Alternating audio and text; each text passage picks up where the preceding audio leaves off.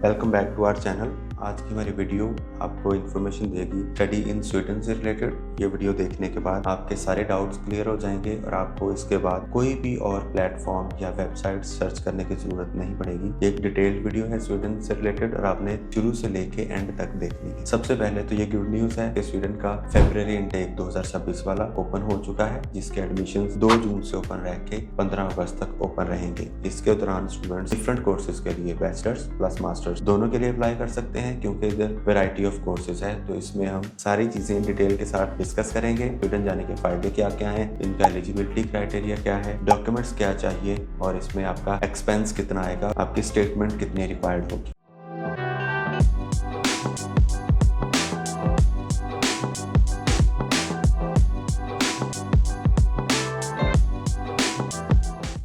फायदे देखते हैं स्वीडन जाने के। स्वीडन का सबसे बड़ा फायदा अगर आप इकोनॉमी वाइज देखें तो वर्ल्ड रैंकिंग में 24वें नंबर पे है। इसके अलावा वीजा रेशो बहुत ज्यादा अच्छी है, 99% वीजा देते हैं। इसके साथ साथ अपॉइंटमेंट्स के मसले नहीं है। एम्बेसी बहुत ज्यादा फैसिलिटेट करती है, बहुत आसान सा इंटरव्यू होता है। इसके साथ साथ आपको बायोमेट्रिक के लिए 1-2 बार एम्बेसी जाना पड़ता है। उसके बाद देखें तो स्वीडन ही वो वाहिद मुल्क है इवन स्टूडेंट्स को फुल टाइम वर्क अलाउ करता है। कोई इसमें रिस्ट्रिक्शंस नहीं है ड्यूरिंग स्टडीज भी, और आप इधर विद फैमिली मूव कर सकते हैं। स्पाउस को, डिपेंडेंट्स को यानी कि बच्चों को भी साथ ही लेके जा सकते हैं। सबसे बड़ा मसला हमारे स्टूडेंट्स को आ रहा था कि इसकी एम्बेसी पाकिस्तान में ऑपरेट नहीं कर रही थी पिछले कुछ सालों से, कुछ इश्यूज की वजह से। वो भी अब पाकिस्तान में आ चुके हैं दोबारा से, जो कि 9 अप्रैल से इधर प्रॉपरली फंक्शनल है और इधर ही स्टूडेंट्स के सारे प्रोसेस हो रहे हैं। अगर हम कोर्सेज की बात करें तो कोर्सेज की बहुत ज्यादा वाइड रेंज है स्वीडन में। स्पेशली आईटी से रिलेटेड देख लें, डाटा साइंस से रिलेटेड देख लें, कंप्यूटर साइंस, बायो, मैथ्स, हर तरह के कोर्सेज मिल जाते हैं। इंजीनियरिंग से रिलेटेड कोर्सेज हैं। बैचलर्स के लिए भी कोर्सेज काफी ज्यादा हैं। Same for the masters. Bachelors की ड्यूरेशन देखी जाए तो 3 साल का बैचलर्स है, मास्टर्स के लिए 2 साल का मास्टर्स है। इनकी अगर रिक्वायरमेंट्स देखी जाए तो नॉर्मली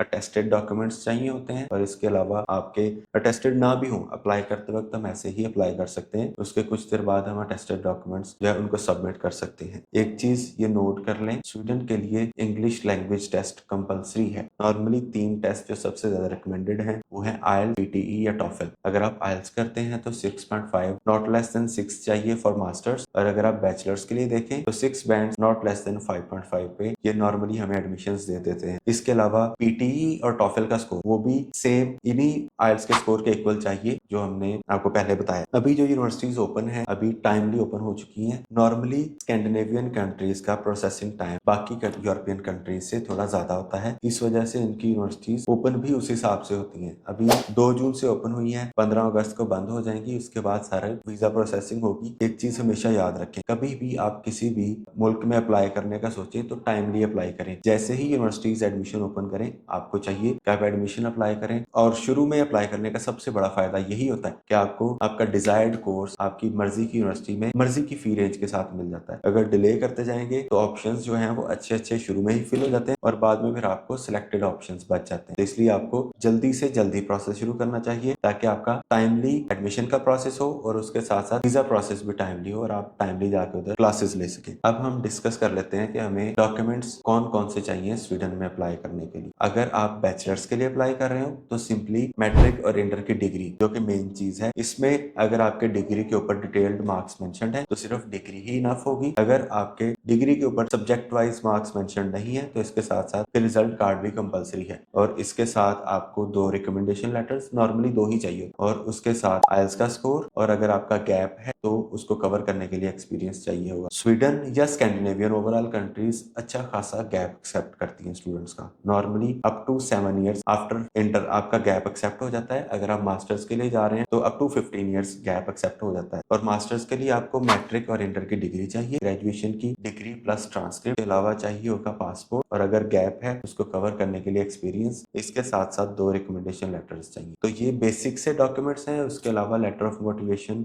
योर पास सीवी चाहिए होती है, वो आपके पास होनी चाहिए और आप इधर एडमिशन अप्लाई कर सकते हैं। स्वीडन में खुसूसन अप्लाई करने के लिए एप्लीकेशन फीस का भी स्टूडेंट्स का इस तरह से फायदा हो जाता है कि एक एप्लीकेशन फीस में आप 4 यूनिवर्सिटीज में अप्लाई कर सकते हैं। नॉर्मली इधर पोर्टल के थ्रू अप्लाई होता है तो पोर्टल की फीस 900 यानी कि 900 स्वीडिश कोरोना है। बेसिक करेंसी इनकी स्वीडिश कोरोना है, लेकिन नॉर्मली उधर यूरोज में भी उसी तरह से ट्रांजेक्शन की जाती है। तो 900 स्वीडिश कोरोना का अगर हम हम देखें तो 100 यूरोज बनते हैं। 100 यूरोज में आप 4 यूनिवर्सिटीज में at the same time apply कर सकते हैं। अगर 4 के अलावा अप्लाई करना है तो फिर से हमें 100 यूरोज देने होंगे, फिर से और 4 यूनिवर्सिटीज में हम अप्लाई कर सकते हैं। अब हम डिस्कस कर लेते हैं कि ओवरऑल हमें बजट कितना चाहिए अगर आप स्वीडन जाने के लिए प्लानिंग कर रहे हैं। तो स्वीडन जाने के लिए नॉर्मली स्टूडेंट का जो बजट आता है 23 से 24 लाख आता है, इंक्लूडिंग आपके हर वो पैसे जो आपके माइंड में आते हैं कि आप अगर इंटरनेशनल स्टडी के लिए आप जाना चाह रहे हैं स्वीडन में और आपको जो पैसे कंज्यूम होंगे। 23 से 24 लाख का बजट आप अपने माइंड में रखें अगर आप एज अ सिंगल एप्लीकेंट जा रहे हैं। अगर आपने विद स्पाउस जाना है, क्योंकि स्वीडन स्पाउस को भी सेम डे ट्रैवल अलाउ करता है। इसके साथ साथ अगर आप एक फैमिली पर्सन है, आपके बेबीज भी हैं, तो वो भी सेम डे अलाउ होते हैं आपके साथ जाने के लिए। तो उनका भी एक्सपेंस इसमें हम डिस्कस कर लेते हैं। नॉर्मली मेन एप्लीकेंट का एक्सपेंस 23 से 24 लाख आता है। इसके साथ अगर स्पाउस का देखें तो 6 से 7 लाख उनका एक्सपेंस आएगा, और इसके अलावा बेबीज का भी आप इसी हिसाब से काउंट कर सकते हैं साथ साथ, तो उसमें आपका बजट कैलकुलेट करने में आसानी रहेगी। अगर स्टेटमेंट की बात करें, स्टेटमेंट मेन एप्लीकेंट की चाहिए 11,000 यूरो, स्पाउस की चाहिए होती है नॉर्मली 4,000 यूरोज, और ईच की 2,500 यूरोज की स्टेटमेंट चाहिए। स्टेटमेंट नॉर्मली 3 से 6 माह की मैच्योर होनी चाहिए ताकि एम्बेसी में वो फिर आपकी एक्सेप्ट हो जाए। इससे कम भी हो तो समटाइम्स एक्सेप्ट हो जाती है, लेकिन नॉर्मली मिनिमम 3 महीने की स्टेटमेंट मैच्योर होनी चाहिए एम्बेसी जाने से पहले। स्वीडन एक मल्टी कल्चरल कंट्री है जिसमें बहुत ज्यादा लोग इंग्लिश बोलते हैं। नॉर्मली हर दूसरा बंदा आपको इंग्लिश बोलता हुआ नजर आएगा, और इसमें 81% लोग जो हैं वो इंग्लिश बोलते हैं। तो मिनिमम लैंग्वेज बैरियर के साथ अगर विद फैमिली मूव होना है अच्छी इकोनॉमी वाली कंट्री में जो आपको बहुत ज्यादा फैसिलिटेट भी कर रही हो, तो स्वीडन आपके लिए बहुत अच्छा ऑप्शन बन सकता है। अगर आप उसको सेटलमेंट के हवाले से देखें, अर्निंग के हवाले से देखें, तो बहुत ज्यादा अमीर मुल्क है, और बाकी जो फैसिलिटीज हैं विद फैमिली जाने के हवाले से बच्चों की तालीम फ्री हो जाती है उधर जाके। जो हमारे पहला सवाल आता है अगर किसी फैमिली वाले बंदे ने मूव करना हो उधर, तो बहुत ज्यादा फैसिलिटीज हैं स्वीडन की। आपको स्वीडन को चूज करना चाहिए। अगर आप स्वीडन के लिए विद फैमिली या अलग से खुद अकेले जाना चाहते हैं, टॉप 7 कंसल्टेंट्स की टीम से राब्ता कर सकते हैं। हमारी एक्सपर्टीज है इसमें, आपको हमारी टीम गाइड करेगी, और हमारी टीम हर वो स्टेप लेगी जो आपको स्वीडन पहुंचाने के लिए नेसेसरी है। बहुत शुक्रिया।